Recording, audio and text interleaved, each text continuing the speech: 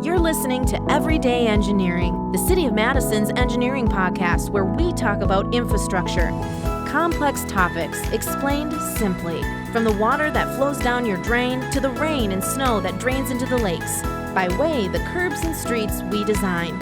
City engineering touches your life in so many ways, explained right now in Everyday Engineering.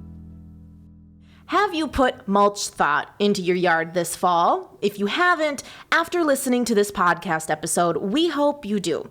It can make your lawn greener, reduce the time you rake, and put nutrients back into the soil. Really, wins all around. And hopefully by the end of this podcast episode, you'll have every bit of information you need to mulch successfully. My name is Mohelnitzky, Public Information Officer for the City of Madison Engineering Division, your host on this podcast. And today we are talking about leaf management, but from a much simpler perspective. Our expert voices here are Phil Gaebler, Water Resource Engineer from the City of Madison Engineering Division, and Erin Presley, Horticulturist from the Olbrich Botanical Gardens. So thank you both for stopping by. Thanks for having us. Thanks, Hannah. Did you notice any punny mulch starts in that intro? Always love a good garden pun. Goes a long way with this crowd. Okay, good. I'm glad we have at least a little. Phil's just like, okay, Hannah, let's get moving here. Okay, so before we get into the ins and outs of mulching, let's start with the leaves. So why should we care about leaves, where we rake them? Because there really is purpose to raking and where we should and shouldn't put them. So I'll start out here with about 5 years ago, the City of Madison and USGS embarked on a research study to quantify how leaves impact our lakes and what we should do with our leaves. And we basically found that leaves that are in the street provide a lot of phosphorus to our lakes. And just by raking them out of the street and putting them on the terrace, and by raking your yard leaves just to the terrace, you can prevent a lot of phosphorus from going to the lake. And that's because once water and leaves mix on the street, there's no place for that water to soak away before it gets into the lake. And you make what's called, or what we call, leaf tea. And that's just like tea at home. When you put that tea bag in your hot water, it turns brown. And that brown is an indication of all the nutrients and things that have come out of the leaf. So the leaf can stay there, but all the damage to the lake from the phosphorus loading and the nutrients comes out and goes into the water and makes it to the lake. Leaf tea. That's something to remember also, because we're all trying to be mindful of the leaf tea and project the message about leaf tea and educate the public about leaf tea. I guess, do you have anything to add on that, Erin, or should we move forward? I guess, where Phil is talking about the leaves in the lakes being a big problem, that same nutrient load is something that in your garden is actually a really big resource. All of those leaves, as they are accumulating nutrients that the tree has in it, the tree is actually bringing up nutrients from very deep-seated levels of the soil, and they're contained in the leaves. And then when you are able to keep that matter in your yard, in your garden, reapply it back into your lawn, you're actually harnessing the power of all of those nutrients that have accumulated in the leaves over the course of the season. And as they break down, you not only have the benefits of the minerals that are within the leaves, but the addition of that organic matter can improve your soil quality and help it retain more moisture. The added organic matter provides habitat for beneficial fungi and microorganisms that are helpful for your plants. So from a gardening perspective, all of those leaves, we really consider that to be a real resource for your garden and not something that you should consider a problem. So don't let it go down the stormwater system. Keep it in your yard if possible, right? That sounds easier also. Okay, so a lot of us dread raking. If you're listening to this, you know what I'm talking about. And dealing with leaves really in general. So what are our options for dealing with them? Well, probably the easiest way, and especially one that's going to really be saving your back, is just using your regular lawnmower to mow up the leaves that are on your yard. If you don't have a super heavy accumulation, usually a couple passes with the lawnmower is enough to chop them up to an extent where they kind of will just filter in within the blades of grass and kind of add a nice little layer of mulch to the soil surface where it interfaces with the grass roots, and that is really beneficial for your grass. A step further beyond that is possibly taking those same leaves and bagging them, and then you could use that to redistribute to other parts of your yard and use it as like an organic mulch going into the fall. Phil, do you have anything to comment about? You said that you've been doing some experimenting with mulching and using your lawnmower at your own home. Do you have anything to add there? Otherwise, I have a few notes from our experience at Olbrich, too. Yeah, so I'd say on a, on a homeowner perspective, I have a kind of low-power electric plug-in lawnmower that I inherited from the last homeowners, and That's I'm awesome. not really that interested in investing in a new mower right now. So I was like, well, it's not a mulching mower. Okay. I'm like, will this work to mulch leaves? And I just gave it a try. I took the bag off the back, let the flap close down, and just went over a few passes. It works okay. I think you could do better if you had a mower that's designed for mulching. They have a different blade, and they don't have all these, holes inside of the mower that get clogged with grass and leaves. So Okay. you could do better than I'm doing, but it works. But that's what I was going to say, and we'll talk about this a little bit more later, but there's a difference between, if people aren't fluent in mulching and composting and everything like that, like there is a different type of mower for mulching. Correct. Okay, we'll get into that a little bit more. Before we kind of go a little further, what is the difference for anybody who's not familiar? What does it mean to compost? What does it mean to mulch? Keep it simple for any of us that are still learning about that process. So basically, both mulching and composting are a way to reuse organic material that you're producing either through your household or through your garden or just other aspects of your life. If you're mulching, you're basically using those materials like your leaves, and you're using them in kind of an unprocessed form. So you're just either applying them kind of directly back into your garden beds intact, or with leaves if you want to use them as a mulch. It does help to chop them up a little bit just so they don't get matted or kind of packed down or end up smothering things at all. But there's nothing to say that if you put on just a light layer of just unchopped leaves, that's going to be good for your garden beds, hands down. So when you're mulching, you're using that as just kind of an unprocessed organic amendment.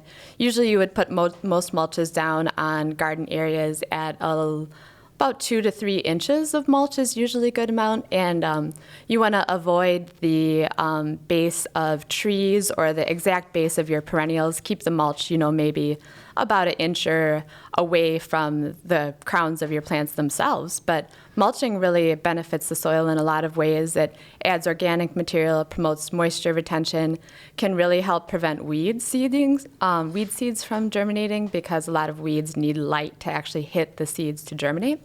So a lot of great benefits to mulching. So throw that mulch on there. Yeah, especially with a leaf mulch, which is a nice, very natural thing. Like think of leaves falling in the forest where they just accumulate at the forest floor, and it's kind of all part of a natural process. At Olbrich, we definitely prefer the leaf mulch over using something like a shredded hardwood bark or a little bit more heavy-duty mulch. So that would be a little overview of mulching.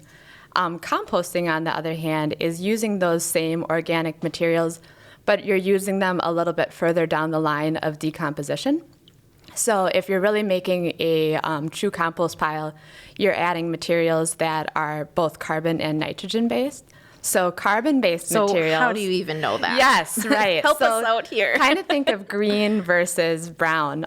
Phil, do you have any insights into composting, or I would just say that a good way that you do it at your when home you're or anything? composting, Yeah. right? If you take your leaves and you run them through your mower, and your grass happens to not be the shortest, you are going to get a good mix of grass clippings and chopped up leaves that can go into a compost pile if you're collecting your leaves in your bag. So you kind of have already preset your compost pile. You just have to dump that out and then make sure you turn it because it needs the oxygen as it decomposes to stay hot enough And there's some nice benefits of having a hot compost pile.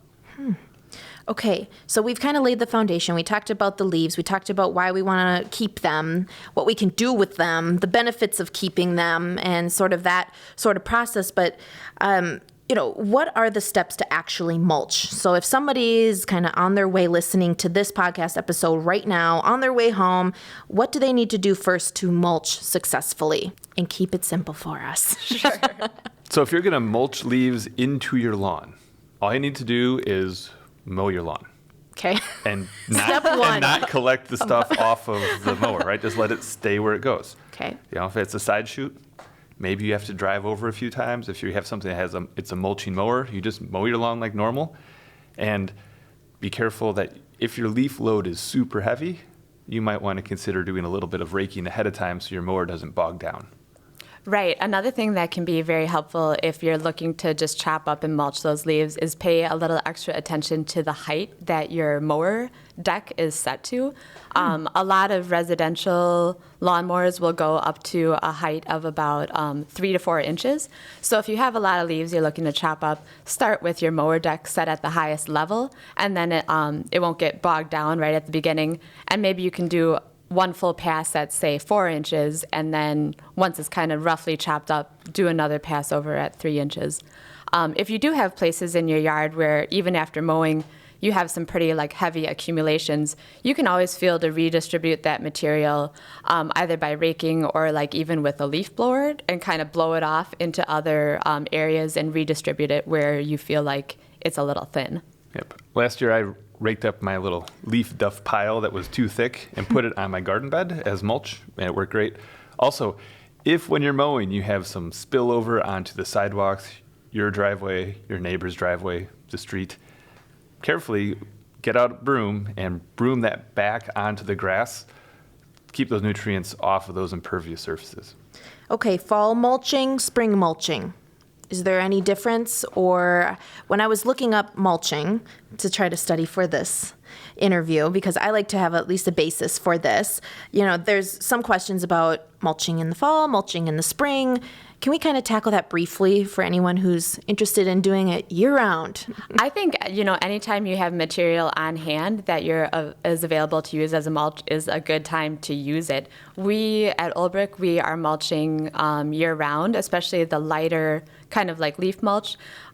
Dissipates pretty quickly in the garden beds. The microbes really go to work on it, and, earthworms and other organisms.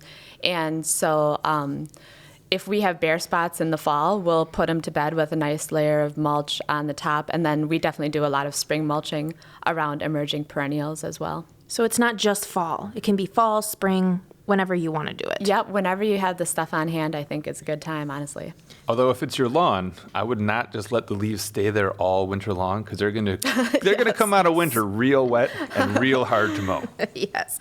Okay, different kinds of mulch, briefly, when it comes to making your own versus buying, and let's talk that. I think, anytime that you can be reusing your own organic material on site is really the way to go, especially as, I don't know if many Madison residents are aware of the jumping worms, the invasive jumping worm that's becoming more of a problem in a lot of parts of the city. So the jumping worms are an exotic species, and they are really going to work in our gardens, and there's quite a problem with them at the Arboretum, and they actually grow very quickly and they eat really fast. So in the soil, they kind of decimate the organic matter, and they make the soil very grainy and decrease its nutrient and water holding capacity. So they really have the potential to do a lot of damage in our gardens. And so the less that we can be hauling stuff away from our yards and hauling, kind of foreign materials and mulches and things like that in, it's going to prevent the spread of the jumping worms and other similar species. So I'm a really big proponent of, anything that you can hold on to in your own yard. That organic matter takes a long time to build up. So if you can keep it on your own property, it's going to be better for your entire little micro ecosystem you're trying to harness there. And one other great benefit of mulching both by mowing into your lawn or raking onto your garden beds is that really helps out the city collection.